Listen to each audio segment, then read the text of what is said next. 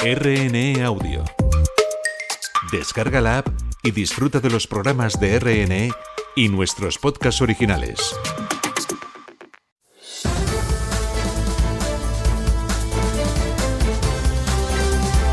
Tablero Global.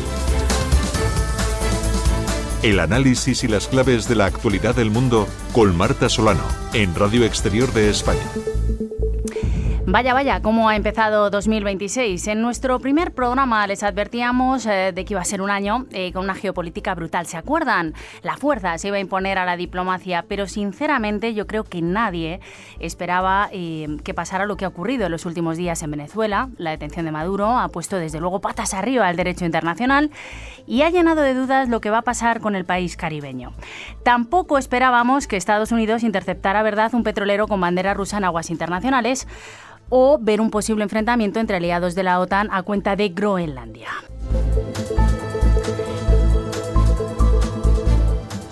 Muchos miran a China, que no se ha callado ante lo que está pasando. Las acusaciones de Washington de que es una amenaza a su seguridad en Latinoamérica o en el Ártico. Y a todo esto también miramos a Taiwán. Durante su discurso de Año Nuevo, Xi Jinping se ha referido a la reunificación de Taiwán como algo, atención a esto, imparable en estos tiempos. Hemos visto maniobras con fuego real. Así está el tablero global ahora mismo. ¡Comenzamos! Tablero Global. El análisis y las claves de la actualidad del mundo con Marta Solano, en Radio Exterior de España. Nuestra firma invitada de hoy es la de Rafael Martín, profesor de Relaciones Internacionales, experto en Indo-Pacífico, que va a tratar, no es fácil, de aterrizar qué importancia tiene Taiwán en el actual contexto mundial. Ante el actual rompimiento del orden internacional y las voces que hablan de un reparto en zonas de influencia que afectaría a Taiwán, se impone realizar unas consideraciones históricas sobre este conflicto. En el año 1895, China cedió la isla de Taiwán a Japón tras ser derrotada en una guerra.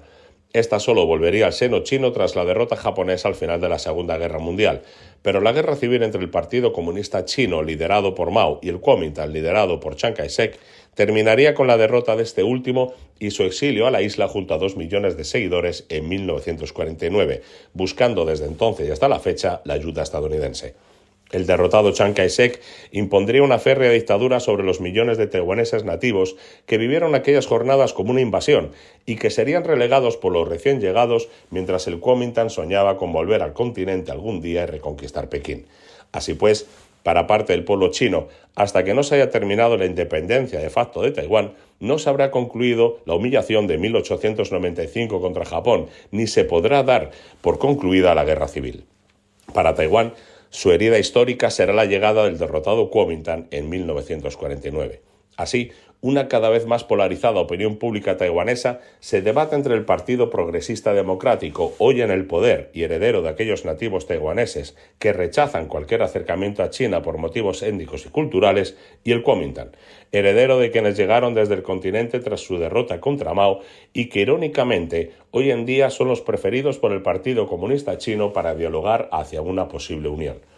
De cuál sea el desenlace de esta disputa por el poder en Taiwán, se derivará el tipo de acción que emprenda Pekín. Estos datos históricos son esenciales para interpretar el presente e imaginar el futuro. Prescindir de la historia solo nos puede llevar a hipótesis generalistas que a nada conducen.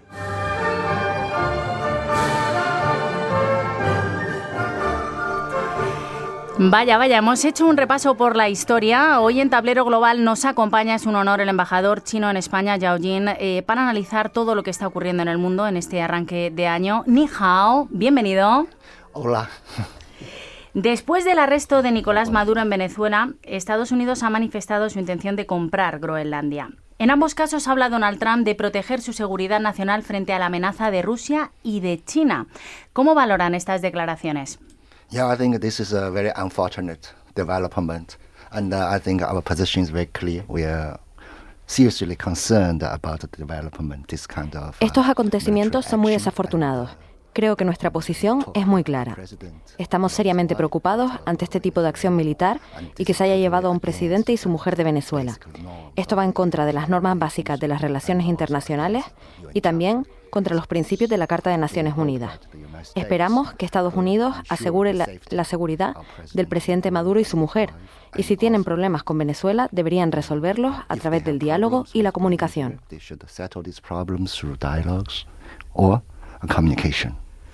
Estos días muchos miran al gobierno de Beijing sobre un tema clave. ¿Qué significa para ustedes Taiwán?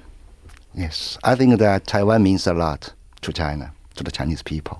Yeah, I think first, it is an unfulfilled historical problem that for so many years, Taiwan is a part of China. Taiwán significa mucho para China y el pueblo chino. Primero, es un problema histórico sin resolver. Por muchos años, Taiwán fue parte de China, pero desde 1840 el colonialismo se impuso en Taiwán y en parte de China. En segundo lugar, creo que se trata de una salvaguarda del orden posterior a la Segunda Guerra Mundial. Muchos tratados internacionales garantizan que esto es una parte de la herencia de la Segunda Guerra Mundial. Creo que la comunidad global debería respetar y tomarlo como parte del cumplimiento del orden internacional post-Segunda Guerra Mundial. Y creo que es un sueño para el pueblo de China. Por la reunificación de la patria es siempre un anhelo muy profundo.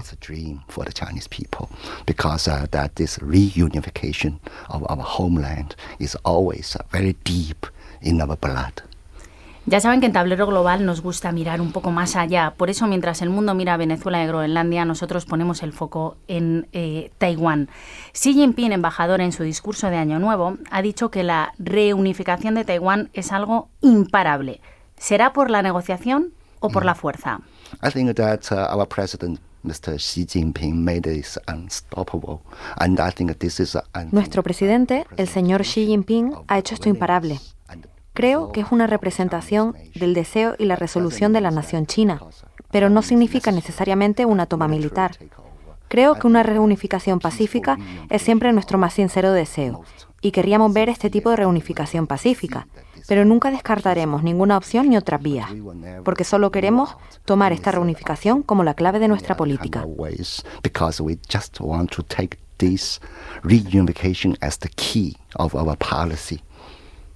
Lo ha dicho muchas veces su presidente, ¿no? Que es un asunto clave, sin duda, una línea roja. Le pregunto por esto, por las maniobras militares alrededor de la isla que hemos visto en estos últimos días. Las han bautizado como Justice Mission 2025. ¿Han sido un entrenamiento militar o han sido un aviso? Yeah, I think that this kind of military exercise or drills, and this time latest one, it's called Justice Mission. Creo que este tipo de ejercicios militares o pruebas, y esta última, llamada Misión Justicia, es un ejercicio de nuestra resolución de que no queremos elementos externos interviniendo o intervenciones en nuestros asuntos domésticos. Lo segundo es que tenemos este tipo de capacidades para mantener nuestra soberanía y la integridad territorial por nosotros mismos.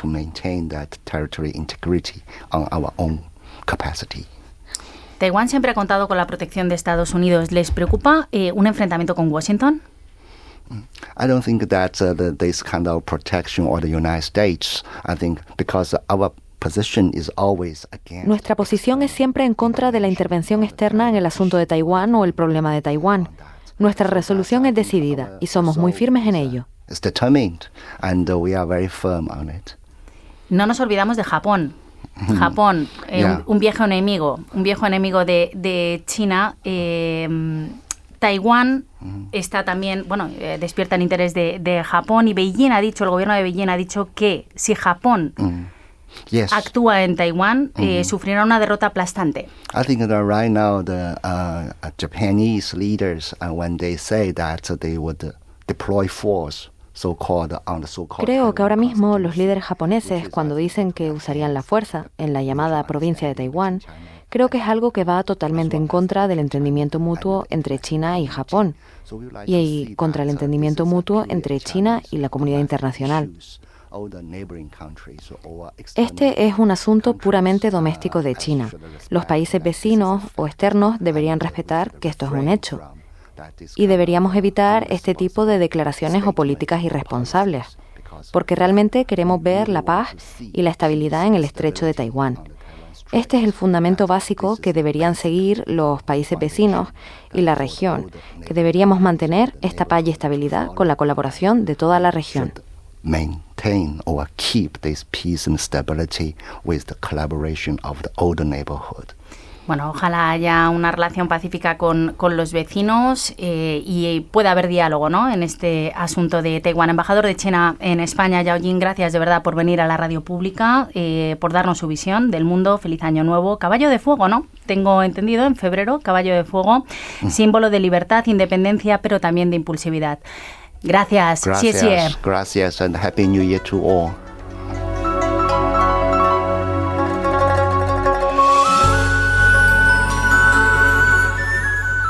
Pues vamos a reflexionar sobre este asunto, lo que está pasando en el mundo en este inicio de año, lo que puede pasar con Taiwán, con Rafael Dezcayar, ex embajador de España en Pekín. Hola, Rafael, feliz año. Muchas gracias, igualmente. Mario Areu, qué lujazo que te estrenes aquí en Tablero Global con nosotros, director y profesor del Departamento de Relaciones Internacionales de la Universidad Pontificia de Comillas. Mario, bienvenido, feliz año. Feliz año, muchas gracias por tenerme. Bueno, ¿cómo valoráis este arranque de año? Mario, empiezo contigo. Venezuela, Groenlandia, hablamos de Taiwán, nos gusta ir siempre un pasito por delante. Yo no recuerdo, no sé vosotros, un año que empiece con tanta tensión, ¿no? Sí, así es. Yo creo que lo que estamos viendo es algo que ya se intuía, ¿no? Pero que se ha acelerado en los últimos días, que es un cambio en el orden internacional, el statu quo que se crea tras el fin de la Segunda Guerra Mundial empieza, digamos, a resquebrajarse. Y no es tanto que el cambio se haya producido ya, sino que estamos viendo es la disolución de un antiguo sistema y la incógnita de qué viene después de ello. Rafael, da la sensación de que es un Estados Unidos contra todos, Latinoamérica, aliados de la OTAN, Rusia, China, siguiendo una política que recuerda al siglo XIX más que al XXI, ¿no?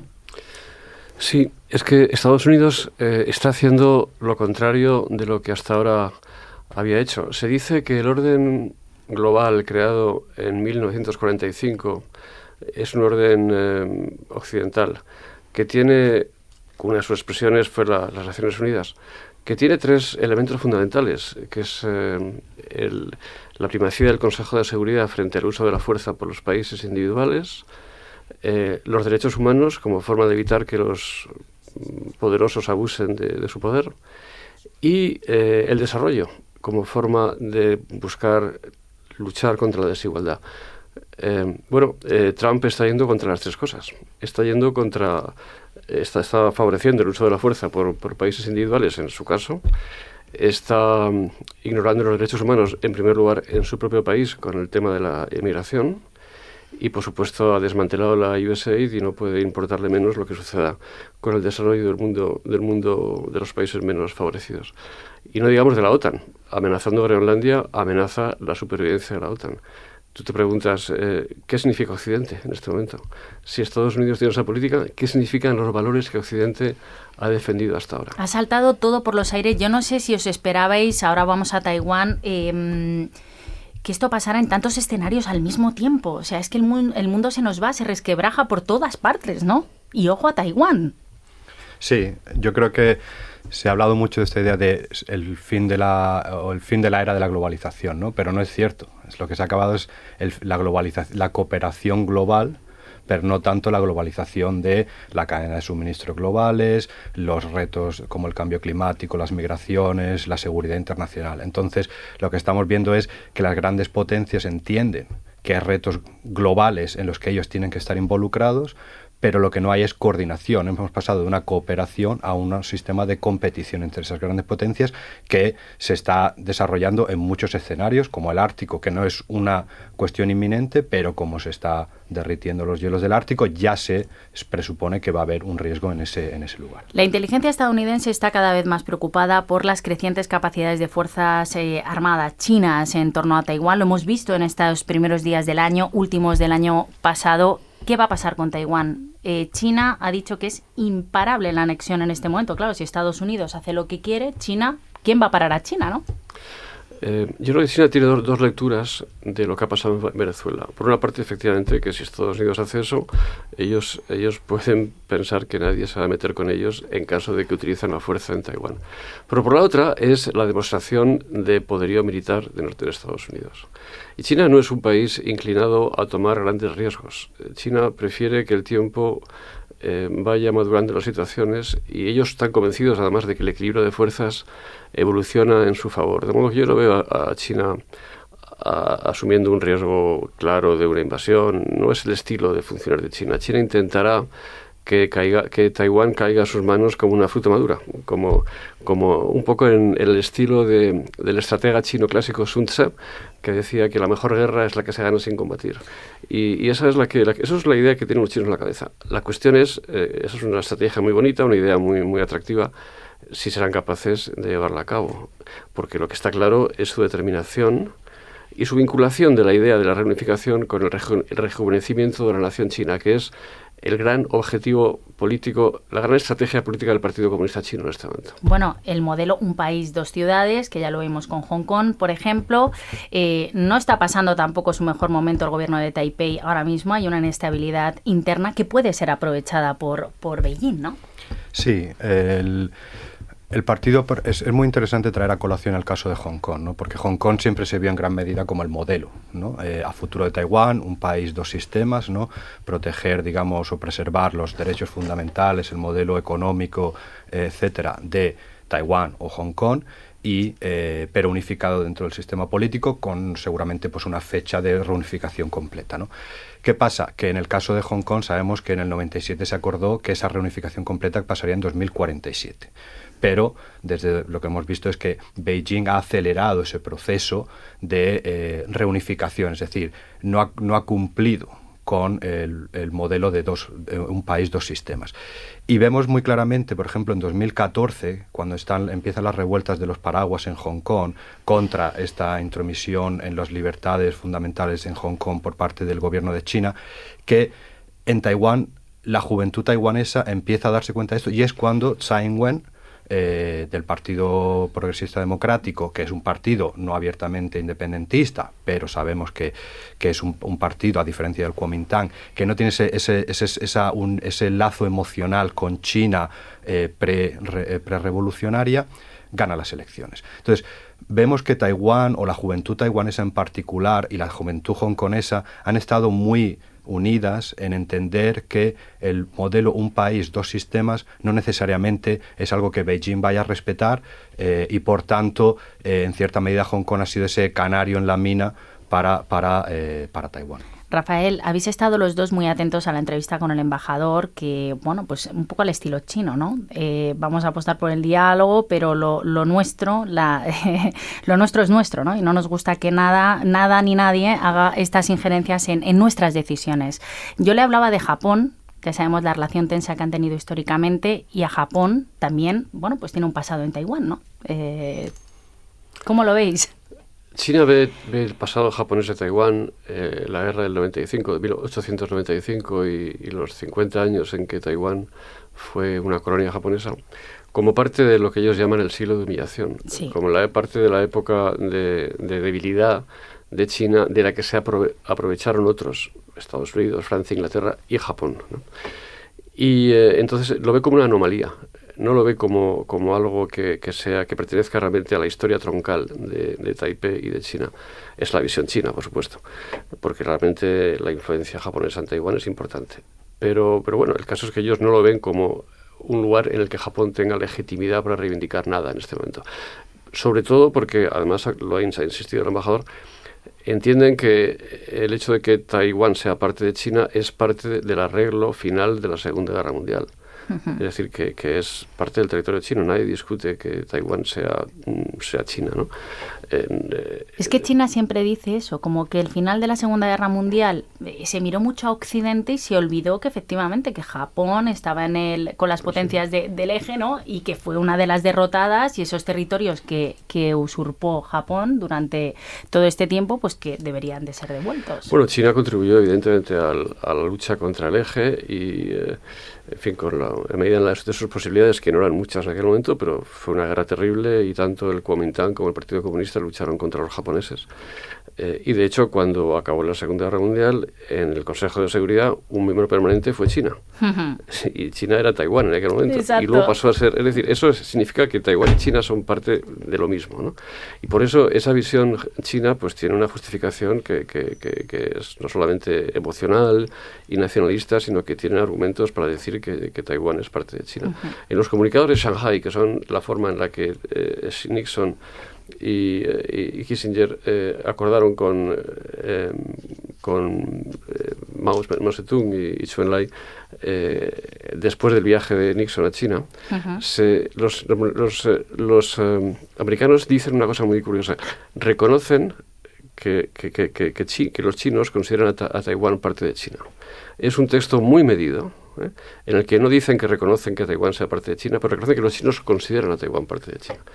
Y ahí hay una ambigüedad que es la que ha sido el origen de todos los conflictos entre la posición americana y la China sobre Taiwán a partir de entonces. Y además Xi Jinping siempre en sus discursos habla de ese siglo de la humillación, vuelve atrás, ese nacionalismo, pero ¿por qué es tan importante Taiwán para China? ¿Para cerrar heridas de la guerra civil por un tema emocional, un tema económico? También no olvidemos lo que supone Taiwán en el mundo, ¿no? Sí, a ver, hay que pensar, es muy importante entender que Asia y el papel que juega el fenómeno del colonialismo en Asia para comprender la Asia contemporánea. Es decir, el colonialismo es un trauma que pasa por toda Asia, por el colonialismo directo en lugares como India, por ejemplo, el sudeste asiático, en China en partes de ella, pero también de manera indirecta, digamos, a través de un poco lo que estamos viendo ahora en Venezuela, ¿no? Esa intromisión colonial en los asuntos internos de los países. Entonces el nacionalismo es muy importante en Asia. En Japón lo vimos con Shinzo Abe, lo vemos ahora con Takaichi, y en China también. Es decir, la narrativa del partido, sobre todo después de la caída del muro de Berlín, el fin de la Guerra Fría, el Partido Comunista Chino, digamos, se transforma en un partido nacionalista, en el que la narrativa legitimadora de la autoridad del partido no es la revolución comunista, la utopía de la sociedad libre de clases, sino como decía el embajador, poner fin a o restaurar esos 100 años de humillación, que son 100 años de humillación colonial, desde la guerra del opio hasta la invasión japonesa. Entonces, para Xi Jinping es muy importante el recuperar, digamos, ese orgullo nacional. Y en gran medida el partido utiliza esa narrativa nacionalista desde Jiang Zemin hasta hoy, pero hay que tener en cuenta otra cosa, y es que una vez que tú abres la tapa del nacionalismo, el nacionalismo se vuelve una fuerza en sí misma. ¿Y qué hay dentro de China? No es solo que el partido es un partido nacionalista, sino que dentro de la propia China hay ultranacionalistas dentro de la población que van más allá del propio partido. Es decir, si el partido te dice Taiwán es una parte inseparable de China, ellos dicen, pues vamos a cogerlo ya, ¿no? Y ahí está, digamos, en gran medida hay una opinión pública ultranacionalista que empuja, y es incluso más radical que el propio partido, y el partido tiene que gestionar, por un lado, la relación con las grandes potencias mundiales y el riesgo de escalada en el caso de Taiwán, con las demandas internas del país. El tablero, la partida, estamos insistiendo en Taiwán porque seguramente nuestros oyentes sepan menos de Taiwán y sabemos más de Estados Unidos. Tenemos el nacionalismo imperialismo de Estados Unidos y tenemos a China, y la pregunta es, ¿hasta cuándo va a aguantar China estos arrebatos, digamos, en geopolítica de Trump?